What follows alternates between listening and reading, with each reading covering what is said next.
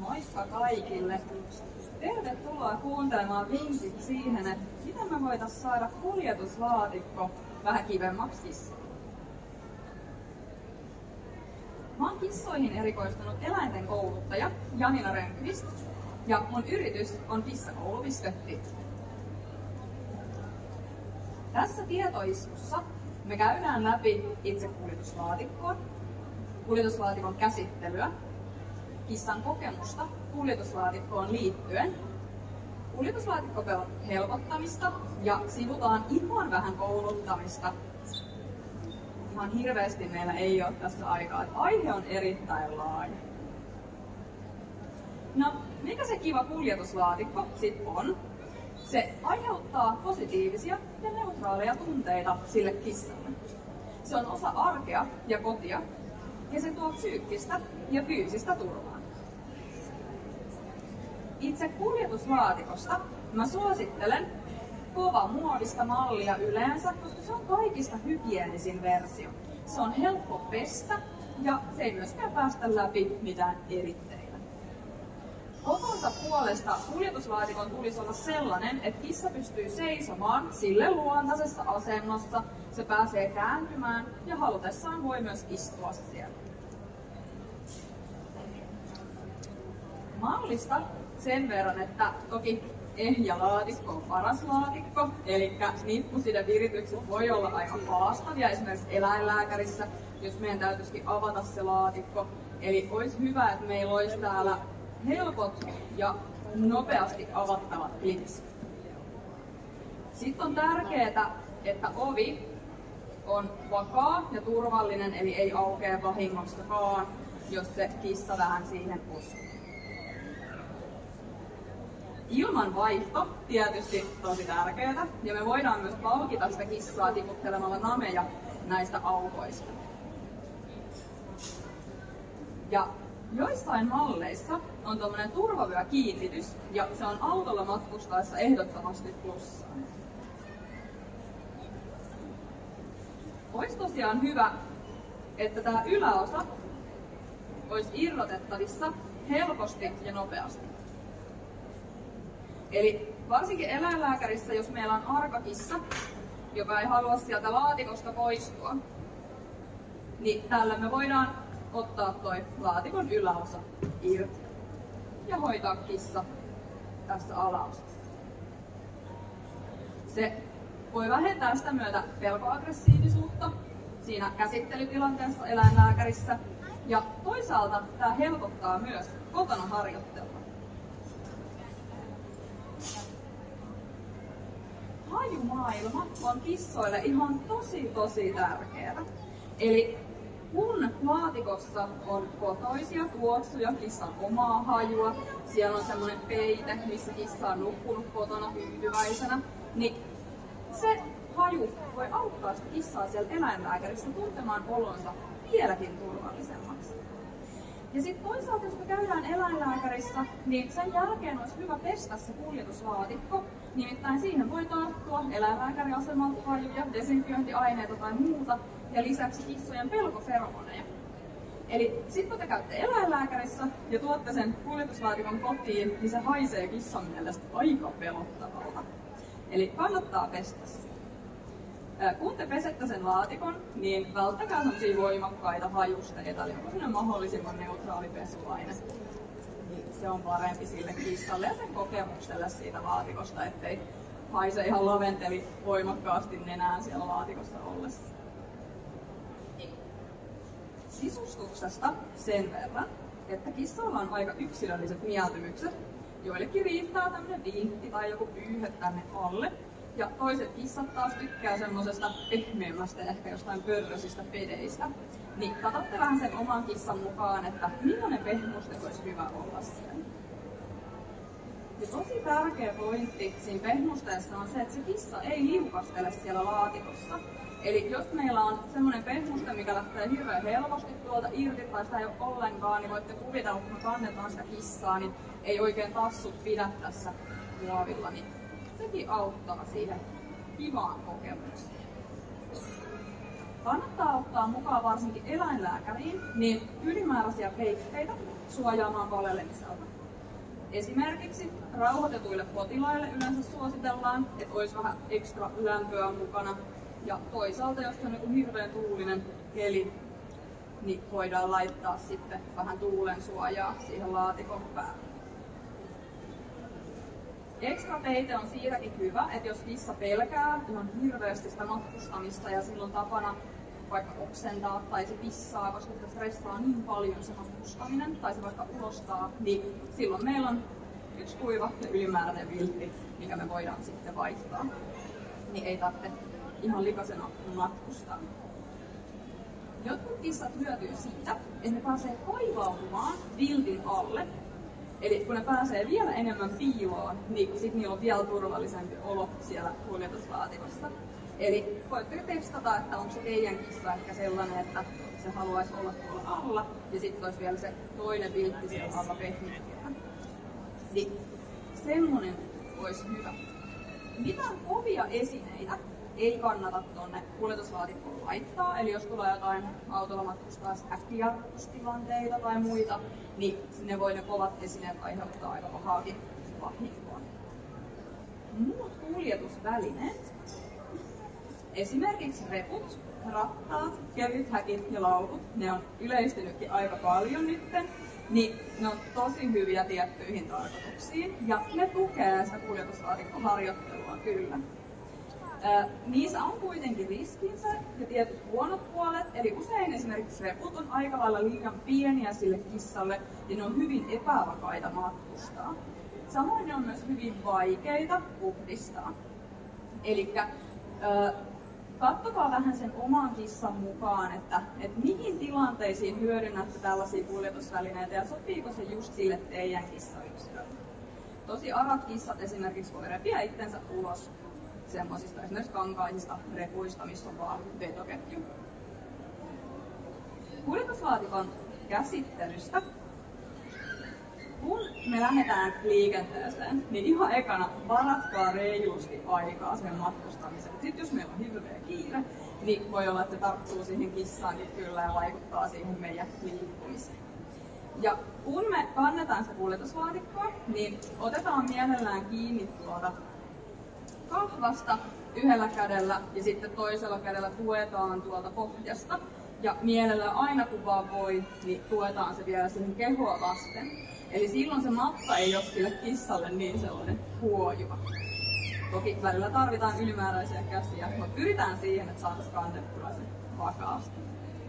Me voidaan myös käyttää varoittavia vihjeitä. Voitte kuvitella kissan näkökulmasta, että yhtäkkiä se vaan nousee yläilmoihin ja miettii, että mitä äsken tapahtui. Tai yhtäkkiä me lasketaan se alaspäin, voi tuntua ehkä vähän vatsan pohjassa. Niin me voidaan opettaa kissalle ennakoivat vihjeet. Eli sanotte aina tietyn sanan, kun olette nostamassa sitä laatikkoa. Esimerkiksi se, ja sitten nostatte sitä. Tai ennen kuin olette laskemassa alaspäin, niin laskee, ja sitten laskette alas. Mulla lähtee headsetkin päästä, kun mä oon niin innoistunut. Noniin. Ja niin, laita sitä alaspäin. Tätä. Joo. Yes.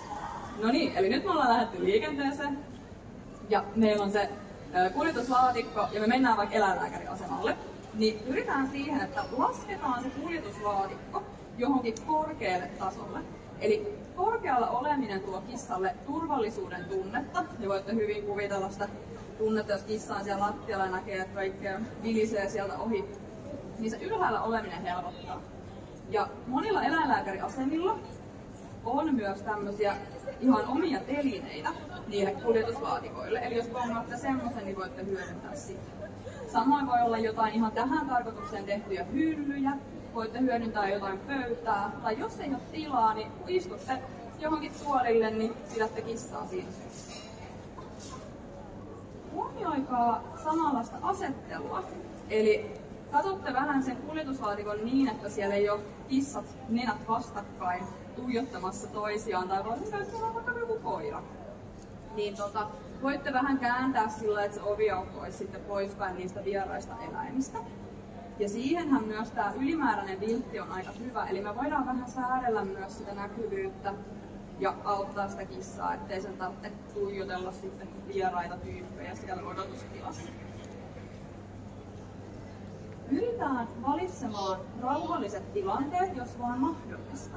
Eli kun me mennään sinne eläinlääkäriasemalle, niin jos sieltä on just tulossa joku koira ulko-ovesta ulos, niin ottakaa se pieni hetki, että saatte tilaa ja pääsette rauhassa ilman semmosia lähikohtaamisia. Samoin jos te olette nostamassa kuljetuslaatikkoa autosta ulos, niin sitten on just tulossa joku kovaääninen mopo tai rekka ohi, niin otatte ihan pienen hetken ennen kuin avaatte sen auton oven. Nämä on kaikki sellaisia pieniä asioita, mitkä oikeasti vaikuttaa sen kissan tunnekokemukseen siinä matkustaessa ja kuljetuslaatikossa ihan valtavan paljon.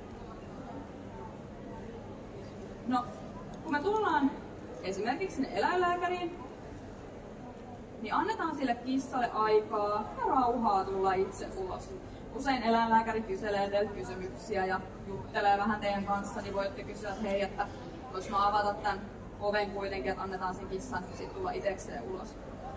Ja tässä tilanteessa annetaan myös tilaa sille kissalle, eli nyt jos me ruvetaan kurkistelemaan tonne tai tavoittelemaan kädellä, niin se kissa on vielä enemmän kauhuissa apua, mikä tuolta tuli ja ajautuu sinne perälle. Elikkä ihan kaikessa rauhassa voitte jutella siinä eläinlääkärin kanssa ja ottaa rauhassa. Antaa sille kissalle mahdollisuuden tulla ulos.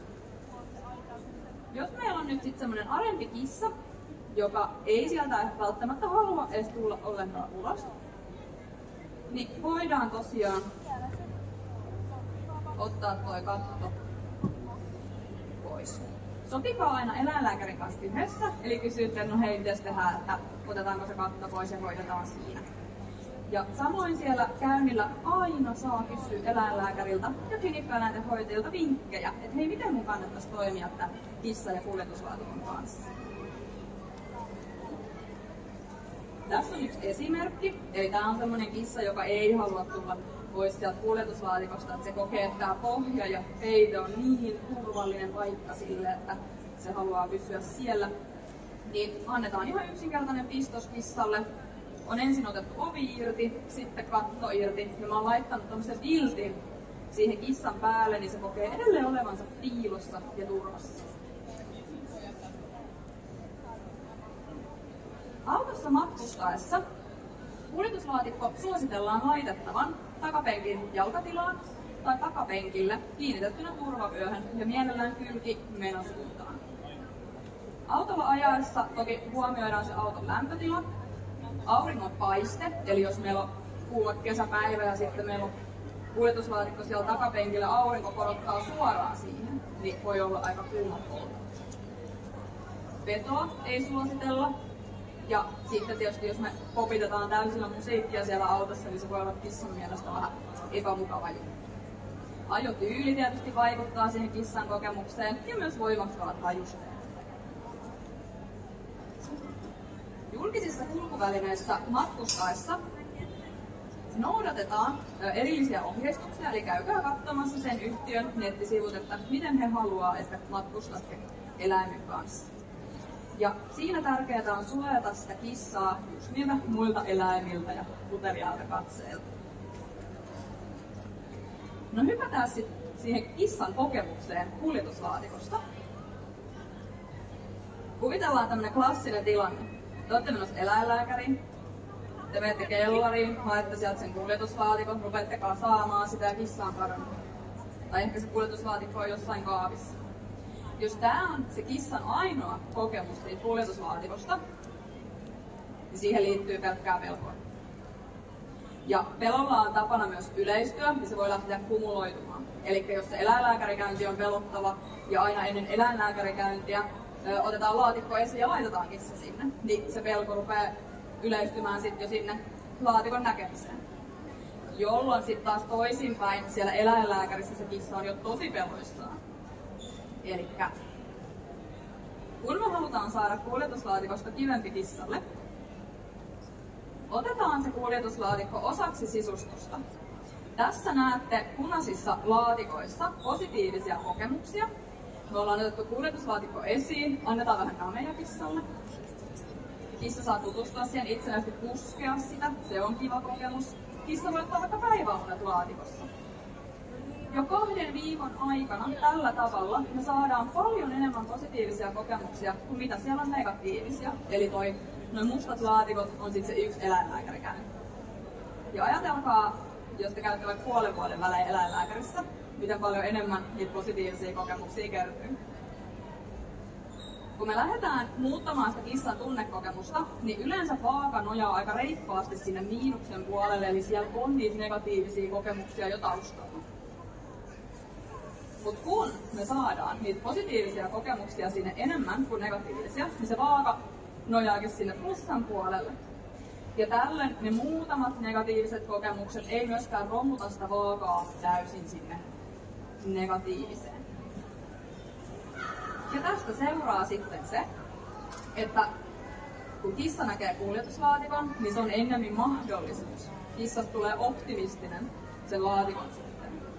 Negatiivisia tunteita kuljetuslaatikkoon liittyen aiheuttaa just esimerkiksi epämukavuus tai kylmyys, tai se, että aina kun me otetaan laatikko esiin, niin kissa menettää hallinnan tunteen.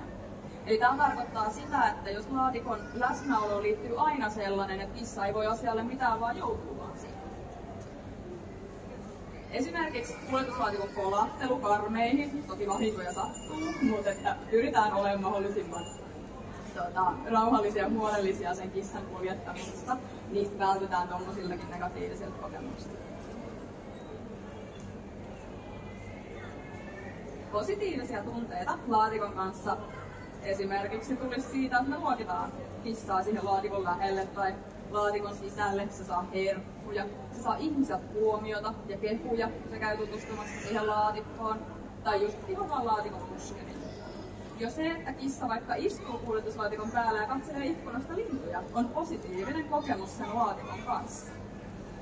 Tutut hajut tuo hyvää fiilistä, ja jos se kuljetuslaatikko toimii turvapaikkana, niin sekin on semmoinen hyvin paljon sitä positiivista kokemusta tukeva juttu.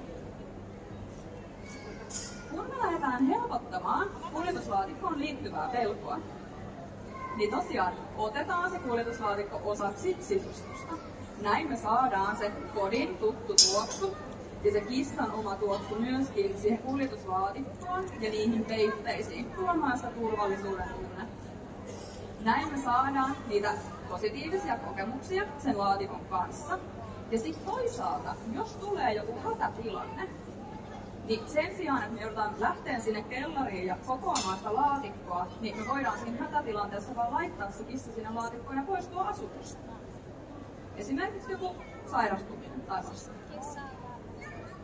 Tehdään siitä laatikosta houkutteleva. Eli se kissalle mieluisa sisustus. Ja lämpö on semmoinen, mikä houkuttelee sitä kissaa yleensä. Eli kannattaa sijoittaa se kuljetuslaatikko johonkin lämpimään paikkaan, et ei ehkä siihen kylmään johonkin eteiseen. Ja kannattaa myös katsoa sitä sijaintia vähän sillä silmällä, että jos teidän kissa ei kiinnosta yhtään siitä laatikosta, että se ei kerta kaikkiaan halua olla sen laatikon kanssa tekemisissä, niin vaihtakaa sen paikkaa. Yleensä sosiaalisesti merkittävät sijainnit on hyviä olohuoneessa, makkarissa, missä kissa yleensä tykkää nukkua. Niin vaihtakaa se laatikko, vaihtakaa se siitä. Ja jos se kissa pelkää sitä kuljetuslaatikkoa voimakkaasti, niin aloitetaan sillä, että laitetaan vaan tää pohja vaikka olkkariin osaksi sisustusta. Eli kissa saa ensin tottua siihen, vaiheittain, pala pala. Sitten kun kissan mielestä tää on ok, niin sittenhän me voidaan lisätä se katto. Ja sitten kun kissan mielestä tää on ok, niin voidaan kiinnittää vielä ovi siihen, niin se tottuu siihenkin, että siinä on se ovi. Kannattaa vaan katsoa, ettei se vahingossa mene lukkoon, jos kissa sinne sisälle menee tutkimaan. Joissain tapauksissa voi olla, että kissalle on tullut niin voimakas trauma tiettyä laatikkoa kohtaan, että se kannattaa jopa vaihtaa se malli, ostakaa uusi laatikko. Mutta peskää se kuitenkin ensin, koska jos siinä laatikossa on niitä pelottavia hajuja, niin se voi olla se vaikuttava tekijä.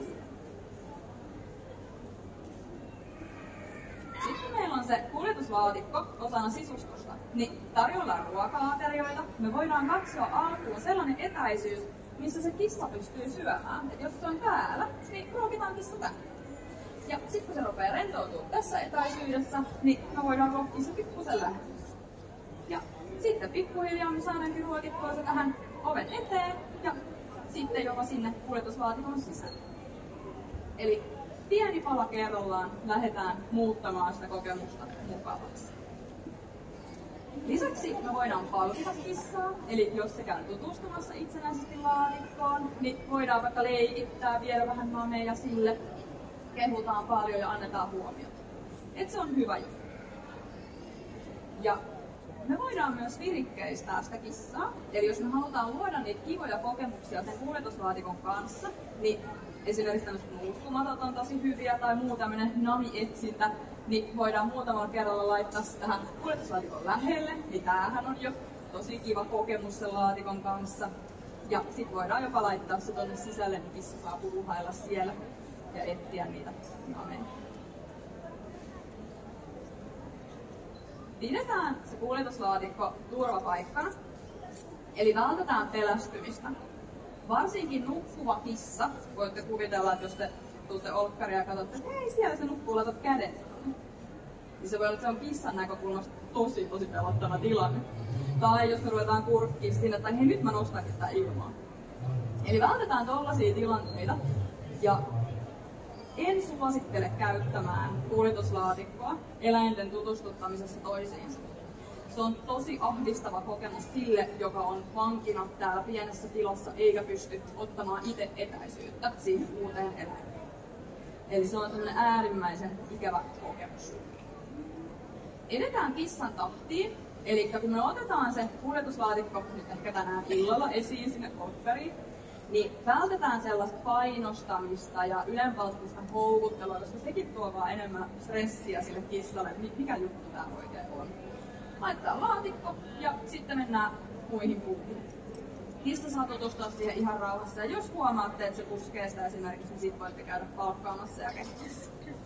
Mutta vältetään sellaista. Kissa saa ottaa itse taukoja ja poistua siitä tilanteesta, jos joskus siinä käykin niin, että se konsepti, että meillä on kuljetuslaatikko, kissa ja ihminen, niin se onkin se vaikea juttu. Eli jos te huomaatte, että teidän kissa ei pysty syömään tässä kuljetuslaatikon vieressä, niin kokeilkaa myös sitä, että itse poistutte siitä, eli jätätte sen lautasen sinne sen kuljetuslaatikon kanssa. Eli se tarkoittaa vaan sitä, että teidän täytyy erikseen harjoitella myös sitä, että te olette siinä kuljetuslaatikon lähellä, ja se ei aina tarkoita jotain ikävää sen kissan näkökulmasta. Jos te nyt innostuitte ihan sikana kouluttamisesta, niin muita harjoiteltavia asioita voisi olla just oven sulkeminen vähän kerrallaan. Laatikossa matkustaminen, sekin pilkottaisi pieniin osiin. Esimerkiksi kissa matkustaa kuljetuslaatikolla ruokapaikalla. Eli tommosia kivoja kokemuksia. Autossa olemisen voi harjoitella erikseen, ja mä aina suosittelen harjoittelemaan hoitotoimenpiteitä ja käsittelyä mukavaksi kissan kanssa. Eläinten kouluttajaltahan saa apua tarvittaessa. No mitäs sitten, kun pitäisi vaan lähteä? Ensinnäkin valmistele hyvin. Käy skrapaamassa auto, lämmitä se, takkia päälle, lompakko valmiiksi. Ja laatikko valmiiksi. Jos kissalla on tapana mennä jonnekin piiloon, niin voi harkita sitä, että laitetaan se vähän pienempään tilaan just ennen lähtöä, niin vältytään sitten jahtaamistilanteelta. Ja on hyvä erotella se tositilanne siitä harjoittelutilanteesta. Eli jos te joudutte lähtemään sinne eläinlääkäriin, niin vältetään semmoista kissan harhaan johtamista, vai ennemmin sitten viette sen kuljetuslaatikon vaikka aina eteiseen ja takki päälle, niin se tarkoittaa sille kissalle, että nyt oikeasti mennään. Eli joskus ajatellaan, että on parempi huijata, ei se kyllä ole, se rikkoo enemmänkin sitä luottamusta jatkossakin. Ja sitten kun meidän pitäisi lähteä, niin rauhallisin, varmoin ottein, kissa syliin ja laitetaan vaan. Jos sen kanssa on haasteita, niin me voidaan kokeilla laittaa se korkeammalta tasolta. Nyt on vaan tärkeää katsoa, ettei se laatikko vahingossakaan sit putoa siinä tilanteessa. Eli jos teillä on joku auttamassa, niin toinenhan voi pitää vähän siitä sitten kiinni. Voidaan laittaa kissa tosiaan myös takaperin sinne, se voi joidenkin yksilöiden kanssa auttaa. Ja joskus semmonen kevyt vilttiin tai pyyhkeeseen kääriminen kuitenkin niin, että se kissa pääsee siitä vapaaksi sen laatikon sisällä, mutta se voi auttaa, ettei tule semmoista hirveätä vastaan taistelemista. Palkitaan aina, kun mahdollista. Jos eläinlääkäri on määrännyt paaston, silloin me ei tietenkään voida palkita sitä kissaa, mutta että aina kun vaan voidaan, niin suosittelen. Ja niin. Jos kissalla on tosi voimakas pelko, niin jossain tapauksessa voidaan hakea apua eläinlääkäristä, mutta huolehtikaa kuitenkin siitä, että harjoittelette kotona. Te olette tehnyt sen laatikon mahdollisimman sopivaksi ja mukavaksi sille kissalle. Ja te käsittelette sitä kissaa ja laatikkoa huomioimista. Pähkinän kuoressa. Miten me saadaan kuljetuslaatikosta kivempi kissalle? Tehdään siitä turvallinen, tehdään siitä kissalle mukava. Se on arkinen ja tuttu asia. Ja me minimoidaan stressin ja pelon kokemukset sen kuljetuslaatikon kanssa. Pienetkin teot kannattaa ja ne vie eteenpäin. Eli tänään illalla kaikki laittaa kuljetuslaatikon vaikka olkkariin sisusta. Jos sulla heräsi jotain kysyttävää tai haluat lisätietoja, niin mulle voi laittaa sähköpostia osoitteeseen info@kissakoulu.fi. Hei, kivaa messupäivää teille kaikille ja kiitos kun olitte kuuntelemassa. Kiitos.